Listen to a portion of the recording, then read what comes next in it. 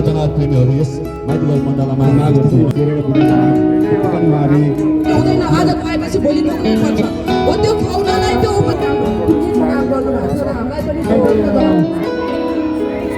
हाम्रोमा Hey guys, welcome back to my new video, new vlogs, and I hope हजुरहरु सन्चै म पनि एकदम बवाल नै छु। अनि चस्मा लगाएर किन यसले भिडियो बनाउँदैछ भन्नु होला हैन, आहा चाहिँ यस्तो सुनिरहेको छ क्या। अनि भिडियोमा नि आएको थिएन म राम्ररी, आहा चाहिँ इन्फेक्सन भएछ क्या मेरो। अनि त्यस कारणले टक्क अब यहाँ चाहिँ अनि खाँदै ब्रेकफास्ट खाँदै टाइसनलाई टक्क खाना दिएँ। अनि आजको हाम्रो दाजुभाइको यात्रा चाहिँ हाम्रो माइतीघर मण्डलासम्म हुनेछ, त्यही हो।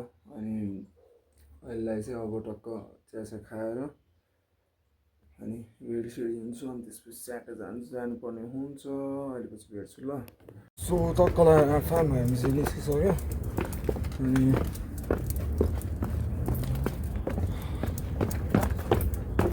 टक्क रेडी भएर च्याटा निस्किसक्यो, टाइसन पनि रेडी भएर निस्किसक्यो।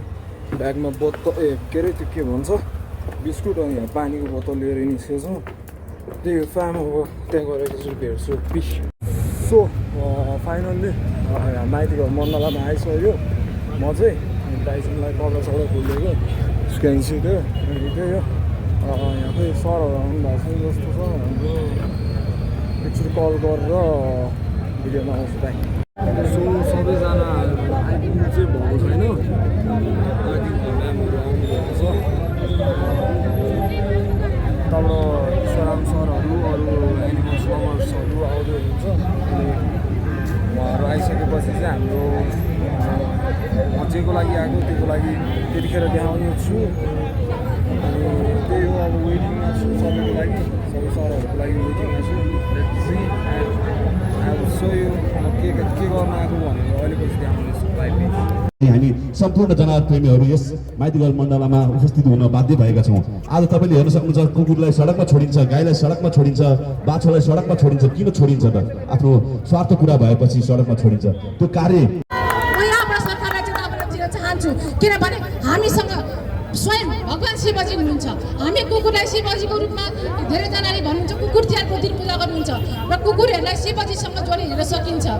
जब भगवान् शिवजीको मागहरू छ, यो 16 वटा पूजाको माग पक्कै पनि उहाँले पुरा गर्नुहुनेछ र हाम्रो मागलाई चाहिँ सम्बोधन गर्नुहुन्छ भन्ने हामीले विश्वास लिएका छौँ। र जबसम्म हाम्रो मागलाई पुरा गरिँदैन, हाम्रो सम्बन्धलाई पुरा गरिँदैन, हामी आन्दोलन गर्छौँ र धरना दिन्छौँ। धरना दिएर पनि हाम्रो माग पुरा भएन भने रिले अनसन बस्छौँ र रिले अनसन पुरा बसेर पनि हाम्रो माग पुरा भएन भने हामी अनसन अन्तिममा अनसन बस्छौँ।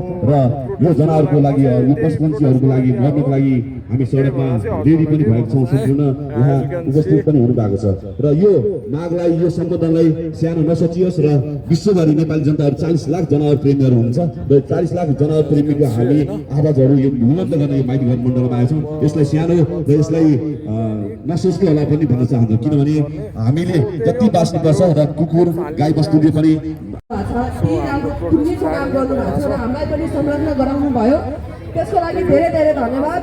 र अब ज्ञापन पत्रहरूमा के लेख्नु भएको छ, दाइले बुझेर लेख्नु भएको छ। हस्, धन्यवाद दाइ, सम्पूर्णलाई धन्यवाद। यही हो, अब सबैले कुनै कुरा हाम्रो माग पुरा हुनै पर्छ भन्ने। सो धन्यवाद मन्दिरा बहिनी। र तपाईँले उठाउनु भएको आवाज तपाईँहरूसँगै लिएर हामीले कम्पाइल गरेर यो ज्ञापन पत्रमा रेडी गरेका छौँ। तपाईँले मागेका यहाँ जति पनि हामीले ब्यानरहरूमा बनाएका सबै मागहरू यहाँ हामीले ज्ञापन पत्रमा राखेका छौँ। र विगतमा धेरै ज्ञापन पत्र पनि बुझाइएको हामीदैन। हाम्रो माग पुरा गर, हाम्रो आन्दोलन जारी छ। जनावर ढुवानीमा कडाइ गर, जनावर ढुवानीमा कडाइ गर, उता पुलिसहरू जनावर ढुवानीमा कडाइ गर, जनावर छोड्न पाइँदैन, जनावर छोड्न पाइँदैन, पाइँदैन। हाम्रो माग पुरा गर, पुरा गर, हाम्रो माग पुरा गर, हाम्रो माग पुरा गर। सम्पूर्ण जनावर प्रेमी एक हौ, सम्पूर्ण जनावर प्रेमी एक हौ। किन अगाडि बढ्नु डराउनु भएको त? त्यही हो, आन्दोलन चाहिँ आजको लागि सकिसकेको छ। ल्याएर हेर्न सक्नुहुन्छ एकदम त्यो एनिमल्स लभर्स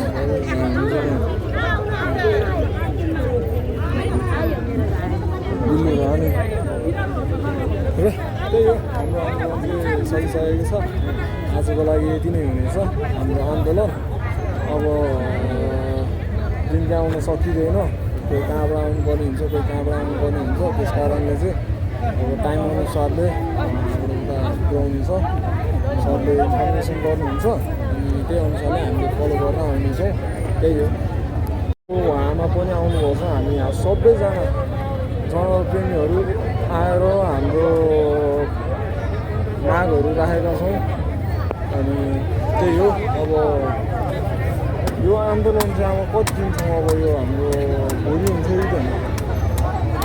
ज्ञापन पत्र बुझाएपछि होइन अब त्यहाँबाट के सुरङ्गले फेसमा हाल्नुहुन्छ क्या जबसम्म माग कुरा हुन्छ नि तबसम्म त भइहाल्छ अब उहाँको अनसन बस्नसम्म कुरा गर्नुभएको छ होइन त्यो जस्तो ठुलो कुरा अरू के छ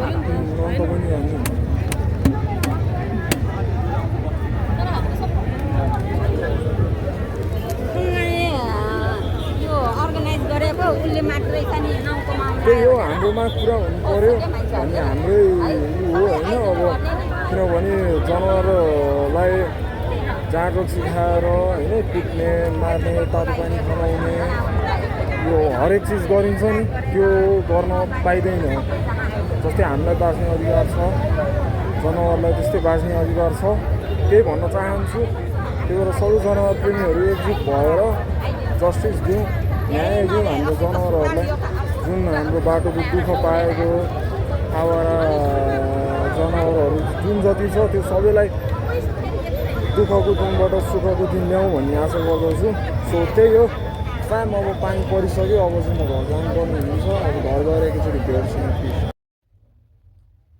सो त्यही नै हो फ्याम म चाहिँ भरे आएर खाना भर भन्नाले अघि आएर खानासाना खाएर टक्क बसिरहेको अनि त्यही नै हो मैले चाहिँ अब के भन्न चाहन्छु भने चाहिँ हाम्रो एउटा के नाम गर्नुभएको सर हुनुहुन्छ उहाँले 600वटा बाँदर मार्नुभयो भन्नुभयो क्या पोडकास्टमा त्यसरी मार्न पाइँदैन क्या जब हामीलाई बाँच्ने अधिकार छ भने हामीलाई बाँच्ने अधिकार छ भने हरेक जनावर हरेक पशुलाई पनि बाँच्ने अधिकार छ क्या है हजुरले खाना दिन सक्नुहुन्छ भनिदिनुहोस् सक्नुहुन्न भने उनीहरूलाई तातो पानी खनाउने एसिड हाल्ने ढुङ्गा मुढा हानेर मार्ने गर्न पनि पाइँदैन क्या हजुरहरूले त्यही नै हो फ्याम अब मैले अरू केही भन्दिनँ अनि आजको हाम्रो कति दिन लगभग 10-15 दिन आयो 10-15 दिन भयो होला प्रोटेस्ट भएको म 2 दिन गएर आज सुध 3 दिन भयो गएको चाहिँ यो अलि बल्ल बिस हुँदैछ अझै पनि अलिक मजाले भएको छैन यो आँखा यस्तो छ यो आँखा यस्तो सुनिरहेछ अनि त्यही नै हो फ्याम अब हेरौँ हाम्रो माग पुरा हुने छ भन्ने आश चाहिँ छ अब माग पुरा हुनै पर्छ नि अनि त्यही हो फ्याम अब अहिले पछि भेट्छु एक निन्द्रा सुत्दिन्छु म आएको छु यस्तो निन्द्रा लागिरहेको छ पिस त्यही फ्याम टका आज चाहिँ अनि खाना नखाने भनेर नान अचार राजमा अनि त्यही हो आजको प्रोटेस्ट त्यस्तै भयो अनि आज चाहिँ खाना नखाने नान खाइदिउँ भनेर बटर नान ल्याएको ठिकै फिरफिर रहेछ कस्तो लाग्यो अचार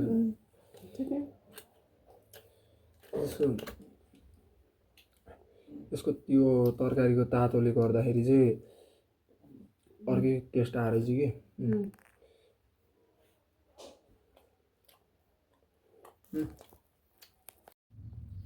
So hey family, it's a next day and good afternoon to everyone. अनि मैले चाहिँ हिजो भिडियो इन गर्न बिर्सेछु क्या आज पनि माइती घर मण्डला गएर आएको प्रोस्ट सरको जिब्रो लटपटिन्छ म्या कसम अनि त्यही हो आज नि माइती घर मण्डला हाम्रो यो जनावरको लागि प्रोटेस्टको लागि गएको थिएँ अनि भरे आएँ अनि फ्रेस भएर बसिरहेको ठ्याक्कै अनि हिजोको भिडियो चाहिँ इन गर्न बिर्सेछु, त्यस कारणले अब इन गर्न लागेको मैले चाहिँ। अनि त्यही हो, नयाँ हुनेले च्यानल सब्सक्राइब गरिदिनु होला, इन्स्टाग्राममा फलो गरिदिनु होला। हस् त, जय नेपाल, पिस।